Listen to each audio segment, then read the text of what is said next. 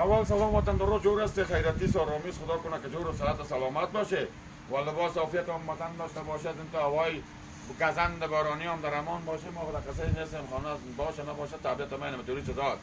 دیگه عید گذشته تا هم تبریک باشه.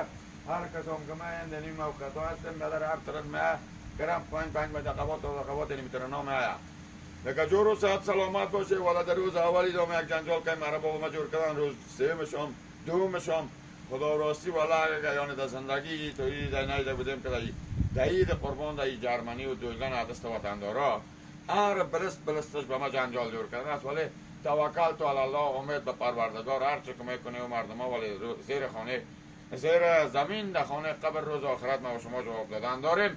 نکنه و با حکم پروردگار ما ضعیف نیستم، خداوند مرا ضعیف خلق نکرده است. جور آرام باشه. خدا نگهدار. خدا این وطندارا موقعیت خو میبینیم. تو یک باران است که نگو تیخی